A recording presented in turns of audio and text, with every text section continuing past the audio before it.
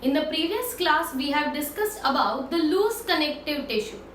हमने बात की थी that loose connective tissue दो टाइप के होते हैं, areolar connective tissue and adipose connective tissue. Areolar जो connective tissue है that is present beneath the skin and it is the most widely distributed tissue. इसके अलावा ये ब्लड वेसल्स के सराउंडिंग में, मसल्स के सराउंडिंग में, इतने अलग अलग लोकेशंस पर भी प्रेजेंट होता है. ये दोनों ही लूज कनेक्टिव टिश्यू में मैट्रिक्स होती है, सेल्स होते हैं और फाइबर्स होते हैं.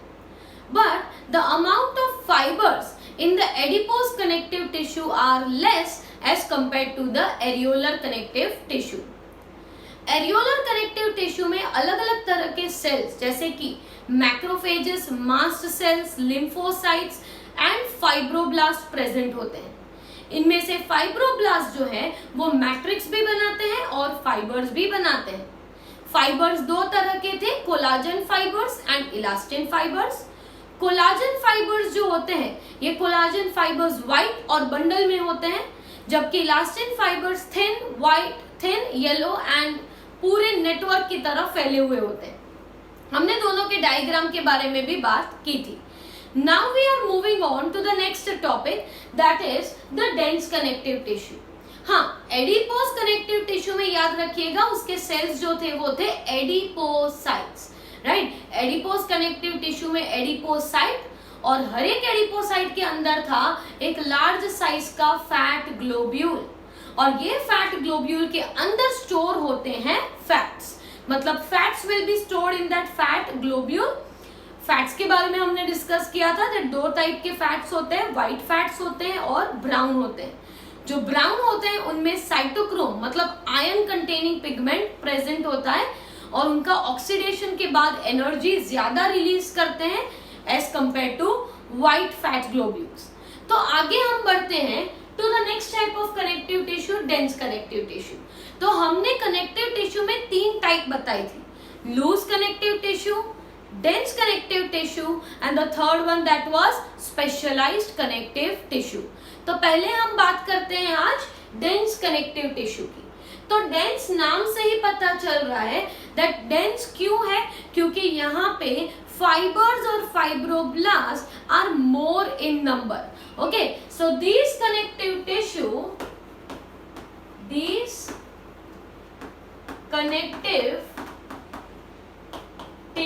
have more amount of fibers and fibroblasts, right. Fibres जो है व्हाइट फाइबर्स और येलो फाइबर्स, ये फाइबर्स भी ज्यादा होंगे और फाइब्रोब्लास्ट सेल्स भी ज्यादा होंगे. अब ये फाइबर्स किस फॉर्म में अरेंज्ड हैं उनके बेसिस पे डेंस कनेक्टिव टिश्यू दो टाइप का होता है. So how the fibres are arranged that shows that how the dense connective tissue is going to be. So on the basis of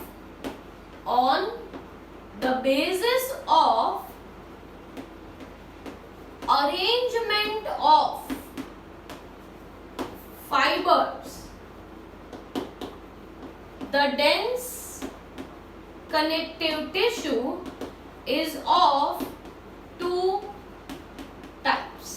fibres हैं पर फाइबर्स अरेंज कैसे हैं, क्या वो इवन पैटर्न में अरेंज है या वो इरेग्युलरली अरेंज है. उनके बेसिस पे डेंस कनेक्टिव टिश्यू जो होता है वो दो टाइप का होता है.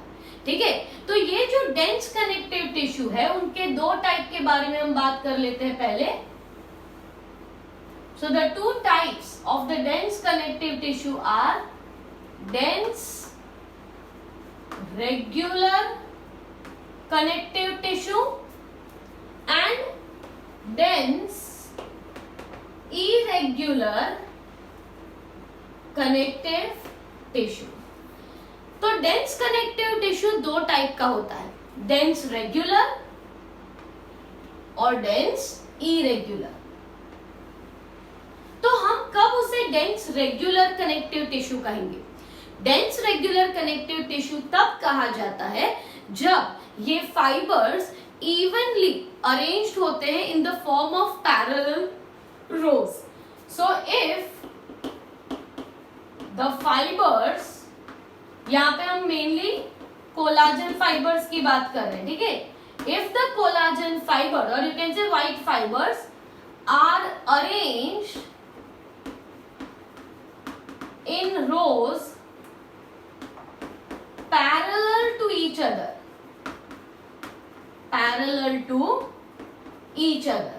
then it is called dense regular. मतलब जब ये fibers, I am drawing a small diagram over here, okay. So here I am drawing a fibroblast, right.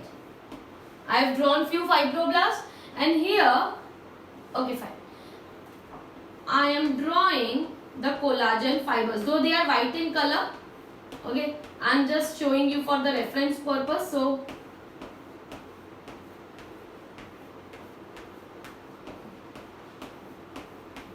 So here you can see that this is the fibroblast and this is your collagen fiber.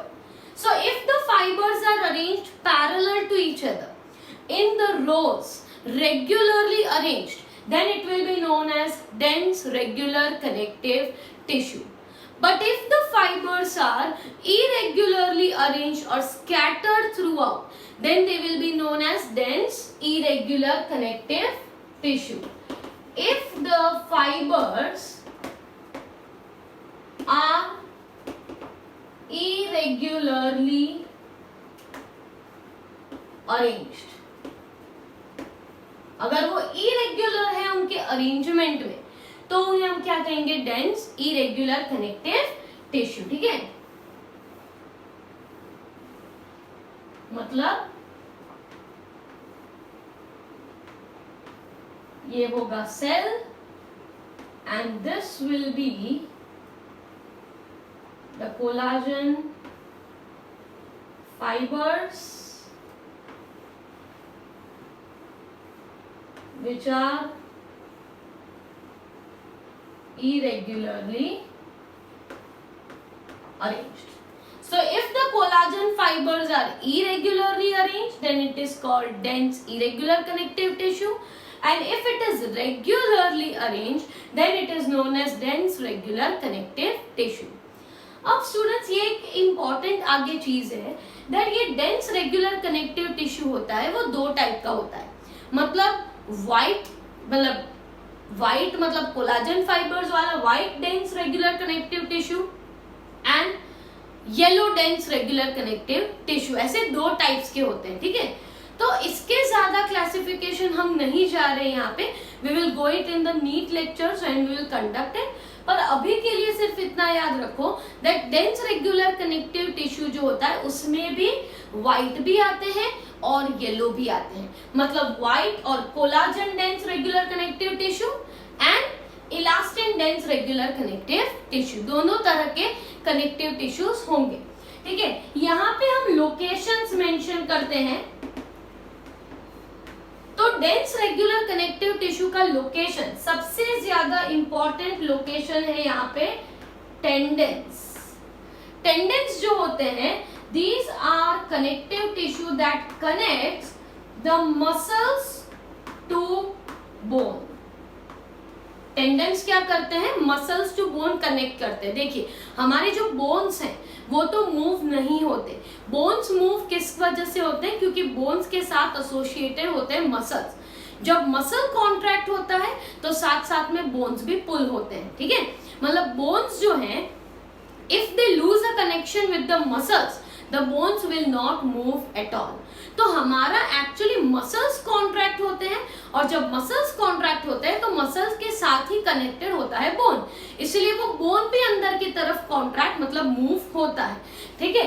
So tendencies जो होते हैं वो एक strong connection बनाते हैं between muscle and bone, so that your muscle when contracts the bone also gets moved in whatever direction you want. अगर आप हाथ को ऐसे मोड़ रहे हो तो एक्चुअली आप कॉन्ट्रैक्ट किसे कर रहे हो, मसल्स को, और तब ये बोन भी उस डायरेक्शन में मूव हो रहा है, ठीक है. तो मसल्स और बोन के बीच का कनेक्शन बहुत ही स्ट्रांग होना चाहिए, क्योंकि अगर ये ब्रेक हो गया then what will happen, the movement of bones will not occur and thus the movement will not be possible. तो टेंडेंस जो होते हैं वो मसल से बोन को कनेक्ट करते हैं. और एक चीज, अनदर लोकेशन इज लिगामेंट. और ये जो लिगामेंट होते हैं they connect bone to bone.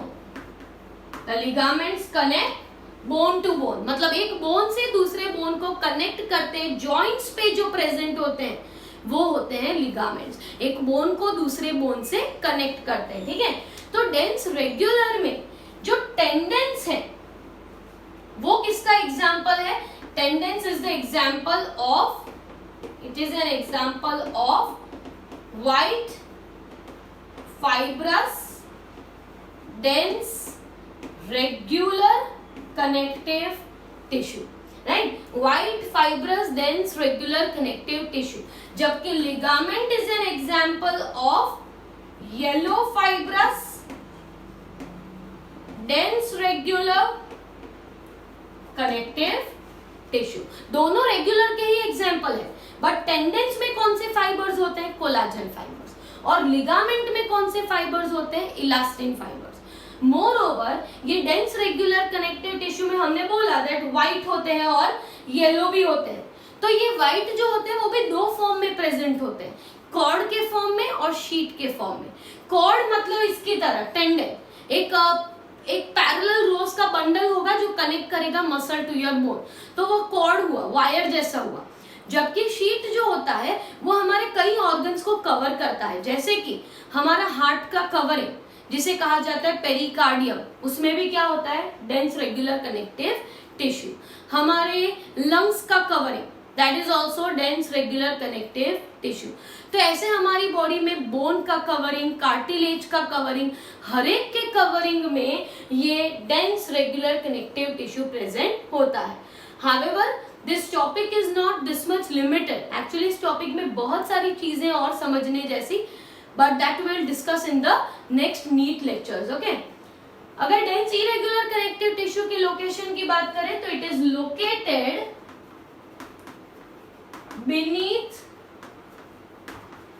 beneath the skin. Okay. So just along with the areolar and adipose tissue, dense irregular connective tissue will be present. Difference सिर्फ ये है कि यहाँ पे कोलाजन फाइबर्स या इलास्टिन फाइबर्स बहुत रेगुलरली अरेंज्ड होते हैं और यहाँ पे ये फाइबर्स बहुत ही रैंडमली अरेंज्ड होते हैं. So these are fibroblast and these are the collagen fibres, but how they are arranged? Irregularly. तो ये हमने बात की अबाउट डेंस कनेक्टिव टिश्यू. अब हम आगे बात करते हैं अबाउट स्पेशलाइज कनेक्टिव टिश्यू, जिसमें आते हैं cartilages and bones.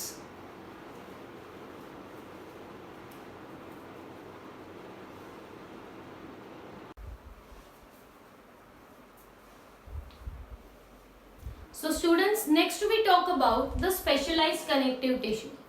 So as we said, connective tissue में पहले आपको loose connective tissue prepare करना है, then after is the dense connective tissue and the third one that is specialized connective tissue. अगर हम consider करें तो specialized connective tissue में दो चीजें include होती है. एक होता है skeletal tissue and the another one is the vascular tissue. Right? Specialized connective tissue में दो तरह के टिश्यू इंक्लूड होते हैं, skeletal tissue और vascular. तो skeletal tissue जो होता है that is going to form, first we are talking about skeletal tissue only. तो skeletal tissue जो है it is going to form the endoskeleton of our body. Right? तो endoskeleton मतलब it is going to form the hard parts of our body. So first we are going to talk about skeletal tissue. So skeletal tissue is going to form endoskeleton of our body and it is the hard part of the body. ठीक है, हमारी body में जो hard regions हैं, सबसे hard portions हैं, जो आते हैं बोन्स और कार्टिलेजेस। तो ये बोन्स और कार्टिलेजेस जो हैं they are a part of skeletal tissue. तो स्पेशलाइज्ड कनेक्टिव टिश्यू में दो तरह है, स्केलेटल और वैस्कुलर। पहले हम स्केलेटल की बात कर रहे हैं। स्केलेटल जो है वो हमारी बॉडी का एंडोस्केलेटन फॉर्म करता है, मतलब हार्ड पार्ट्स जो है हमारी बॉडी के उन्हें फॉर्म करता है। तो उसका फंक्शन क्या होता है? Protection and support, right? That is the main function. So protection and support are main functions of skeletal tissue. हमें भी पता है कि हमारे बोन्स और कार्टिलेजेस क्या करते हैं, तो हमारी पूरी बॉडी को सपोर्ट करते हैं। बोन्स हैं, कार्टिलेजेस हैं, इसीलिए हमारी बॉडी का एक प्रॉपर शेप है, राइट? तो हमारी बॉडी का शेप, हमारी बॉडी का सपोर्ट और स्मॉल डेलिकेट ऑर्गन्स का प्रोटेक्शन, ये काम कौन करता है? Skeletal system. जैसे कि हमारा हार्ट है, that is protected by our ribs, our lungs are protected by the ribs, right? तो हमारे जो डेलिकेट ऑर्गन्स होते हैं उन्हें प्रोटेक्ट करने का काम, हमारा ब्रेन है तो उसे प्रोटेक्ट कौन करता है? The topmost skull. तो स्कल भी एक बोन है। तो हर एक जो स्केलेटल टिश्यू का पार्ट है उसका फंक्शन रहता है to protect and to support the organs of our body, that is the main function. तो स्केलेटल टिश्यू में इंक्लूड होती है दो चीजें, पहला हमने कहा कार्टिलेजेस और दूसरा हमने कहा बोन्स। तो in today's lecture we are going to discuss cartilages and in the next lecture we will discuss about the bones. Okay, so skeletal tissue में हम फर्स्ट हेडिंग दे देते हैं कार्टिलेज। तो हमारे पास स्टूडेंट्स दोनों चीजें होती है, कार्टिलेजेस भी होते हैं और बोन्स भी होते हैं। तो दोनों में डिफरेंस क्या है? कार्टिलेजेस जो होते हैं वो वैसे तो सॉलिड स्ट्रक्चर्स होते हैं, पर comparatively they are soft and they are pliable, right? So cartilages are solid structures but they are soft and pliable as compared to bones। अगर हम बोन्स के कंपैरिजन में देखें तो है तो कार्टिलेज भी एक सॉलिड स्ट्रक्चर ही, पर कार्टिलेज कंपैरेटिवली थोड़ा सॉफ्टर होता है और सॉफ्ट होता है और प्लायबल, मतलब उसकी फ्लेक्सिबिलिटी थोड़ी ज्यादा होती है। However cartilages are also resistant to any type of compression, right? So resistant to compression, मतलब आप अगर उसे प्रेस करना चाहो you will not be able to press them completely and change its shape. Okay, even if you are able to press, it will regain its original position and the original shape, right? तो हम cartilage की बात करते हैं तो cartilage होते तो solid है, but they are somewhat soft and somewhat pliable, means flexibility of cartilage is more compared to that of the bone, जिसकी flexibility होती ही नहीं है, and they are resistant to any type of compression, मतलब अगर आप उसे press भी करोगे it will regain its original shape and it will not alter its position or the shape। अगर हम हमारी बॉडी में कार्टिलेज देखने जाए तो you might have observed some of the places, for example हमारा जो ईयर पिन्ना है, right, that is a cartilage, your tip of the nose is a cartilage। ये ऐसे स्ट्रक्चर्स हैं जो बाहर से दिख रहे हैं और कार्टिलेजिनस है, पर हमारी बॉडी के अंदर भी ऐसे स्ट्रक्चर्स होते हैं विच आर कार्टिलेजिनस, राइट? तो हमारे पास अलग अलग तरह के कार्टिलेज भी होती है, पर कार्टिलेज का क्लासिफिकेशन थोड़ा पढ़ने से पहले हम कार्टिलेज के स्ट्रक्चर की बात करते हैं कि कार्टिलेज के स्ट्रक्चर में क्या इंक्लूड होता है, ठीक है? So we first talk about, अच्छा और एक चीज, कार्टिलेज जो होते हैं वो जो सबसे ज्यादा किस्में होते हैं तो वर्टिब्रेट के एम्ब्रियोज में, वर्टिब्रेट के एम्ब्रियोज में कार्टिलेज ज्यादा होते हैं, क्योंकि अडल्ट होने पर जो बोन्स होते हैं, मतलब आफ्टर वी आर बोर्न हमारी बॉडी में जो बोन्स डेवलप होते हैं वो बोन्स भी पहले कार्टिलेजिनस होते हैं। Most of the bones of our body are cartilaginous and then after they change to bones, so they are found more in number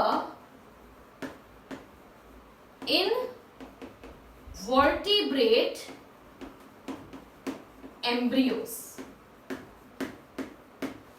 If we talk about just infant that is born, so it will have more number of cartilages.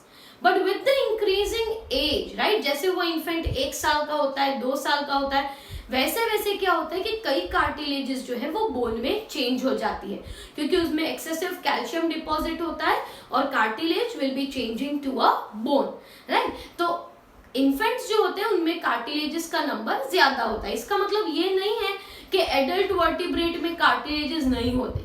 Some of the cartilages lifetime they remain cartilages only, they never get changed to bones.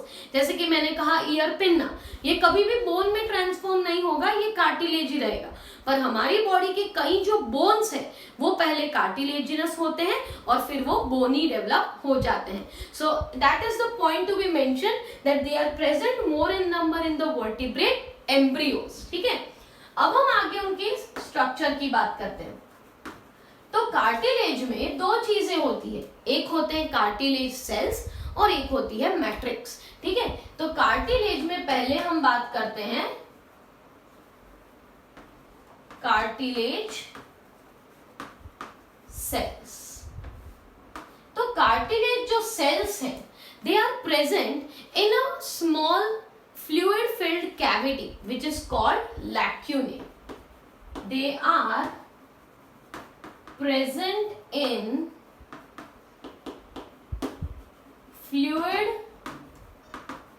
filled cavity which is known as lacunae. cavity को क्या कहा जाता है? lacunae. मतलब ये हमारे पास एक cartilage का डायग्राम हम बना रहे हैं यहाँ पे.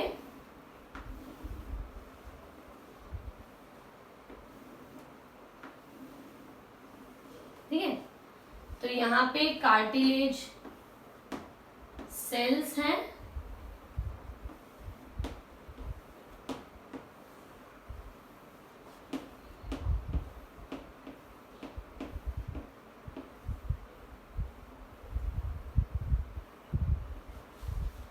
और ये जो है वो कार्टिलेज का कवरिंग है और बाकी का जो रीजन है that is the whole part of the matrix. Okay, so this whole region is called matrix and this is the cartilage cell and this cavity surrounding it is called lacunae. ठीक है, तो cartilage में अंदर जो आप देख रहे हो वो सेल है, पर सेल के सराउंडिंग क्या होता है, थोड़ी सी जगह होती है, थोड़ी सी स्पेस होती है और वो एक फ्लूइड से भरी हुई होती है और वो फ्लूइड भी सिंथेसाइज जो है वो कार्टिलेज सेल्स ही करते हैं और उस कैविटी को क्या कहा गया है? लैक्यूने.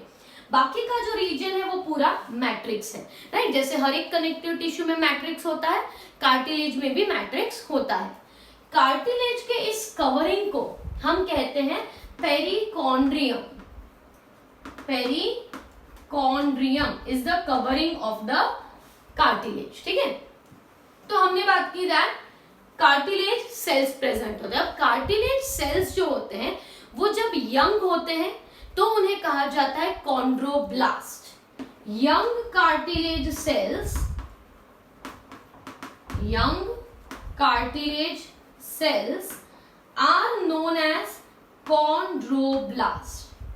ये कॉन्ड्रोब्लास्ट जो होते हैं वो ज्यादा फ्लैट होते हैं और इतने राउंड नहीं होते. इंस्टेड उनमें कई सारे प्रोजेक्शन लाइक स्ट्रक्चर देखने को मिलते हैं और कॉन्ड्रोब्लास्ट जो होते हैं वो मेटाबॉलिकली बहुत ही ज्यादा एक्टिव होते हैं. ठीक है, तो यंग कार्टिलेज सेल्स में आते हैं कॉन्ड्रोब्लास्ट और ये कॉन्ड्रोब्लास्ट जो होते हैं वो फ्लैट होते हैं, उनमें कई प्रोजेक्शंस होते हैं और ज्यादा एक्टिव होते हैं. जबकि mature cartilage cells, mature cartilage cells are known as chondrocytes. मतलब जब ये इमेच्योर और यंग होते हैं तो कॉन्ड्रोब्लास्ट कहते हैं और जब ये मेच्योर होते हैं तो उन्हें कॉन्ड्रोसाइट्स कहते हैं। कॉन्ड्रोसाइट्स लेस एक्टिव होते हैं एज कंपेयर टू कॉन्ड्रोब्लास्ट। ठीक है, तो कार्टिलेज सेल्स की बात की। कवरिंग ऑफ कार्टिलेज हम लिख देते हैं perichondrium. Covering of cartilage is called perichondrium.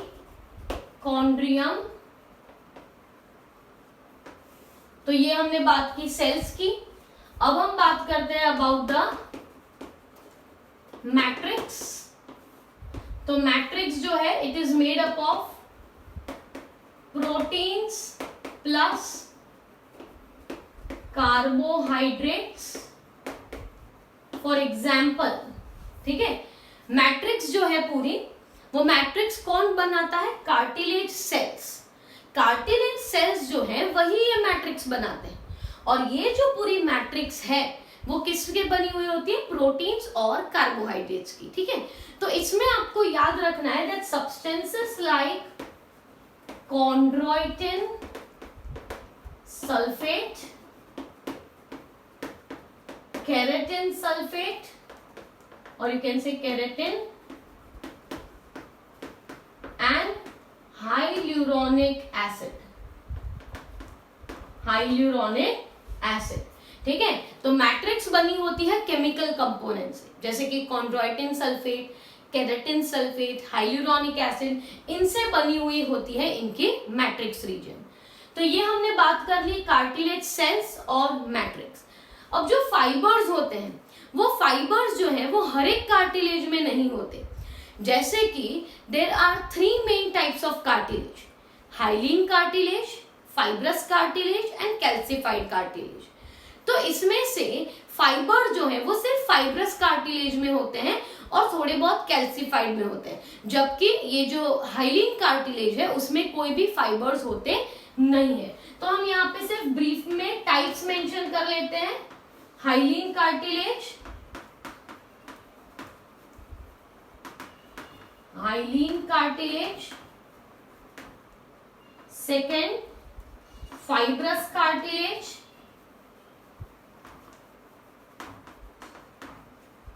and the third one calcified cartilage। ठीक है, 3 तरह के कार्टिलेज होते हैं, हाइलीन, फाइब्रस और कैल्सिफाइड। हाइलीन कार्टिलेज जो होता है वो ट्रांसल्यूसेंट होता है, ग्लास की तरह होता है।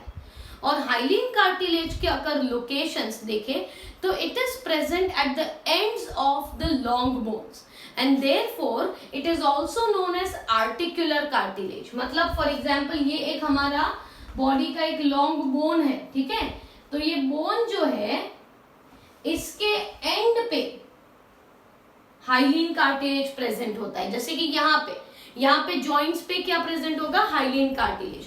और ये हाइलीन कार्टिलेज जो है वो 2 बोन्स को मूव करने में, आर्टिकुलेट होने में हेल्प करता है, इसीलिए उसे आर्टिकुलर कार्टिलेज भी कहा जाता है। ठीक है, हाइलीन कार्टिलेज और आर्टिक्युलर कार्टिलेज। हाइलीन कार्टिलेज जो है अगर उसके लोकेशंस पूछा जाए तो that is present in trachea. हमारा जो ट्रैकिया होता है उसमें रिंग्स होती है कार्टिलेज की, तो ट्रैकिया में प्रेजेंट होता है। It is also present in one of the bone that is called hyoid bone, जो हमारे नेक में होता है, जो टंग को अटैच्ड होता है, तो हायोइड बोन में भी प्रेजेंट होता है। फिर हमारे जो रिब्स होते हैं उनके एंटीरियर पोर्शन में भी हाइलीन कार्टिलेज प्रेजेंट होता है। If you are not able to write it right now, it's okay, because when we will conduct NEET lectures we will talk about all of them in detail। Fibrous cartilage जो होता है उसमें obviously fibres होते हैं, ये दोनों तरह का होता है, व्हाइट फाइब्रस भी होता है और येलो फाइब्रस भी होता है। तो व्हाइट फाइब्रस जो है that is present in your intervertebral disc. Intervertebral disc मतलब हमारे 2 जो वर्टिब्रल कॉलम है उनके बीच में होती है एक डिस्क, तो 2 वर्टिब्रे के बीच में फाइब्रस कार्टिलेज, और उसमें भी व्हाइट फाइब्रस कार्टिलेज प्रेजेंट होता है in between the intervertebral disc.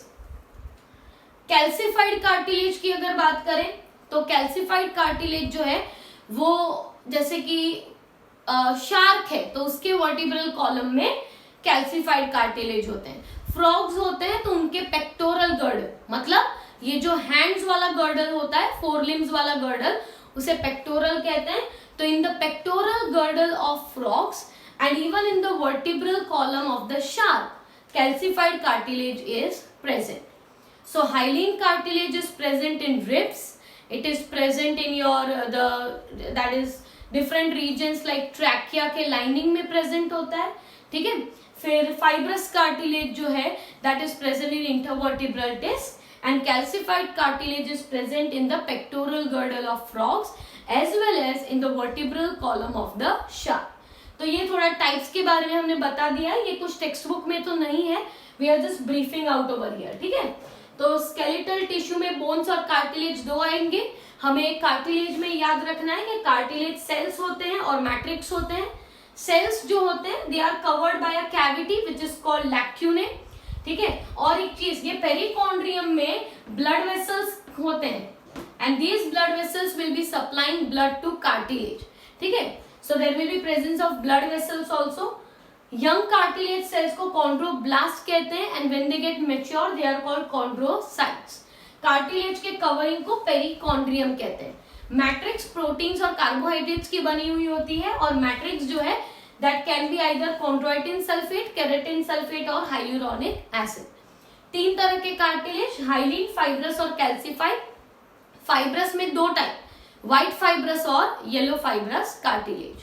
So that was all about the cartilages. In the next lecture we will talk about the bones.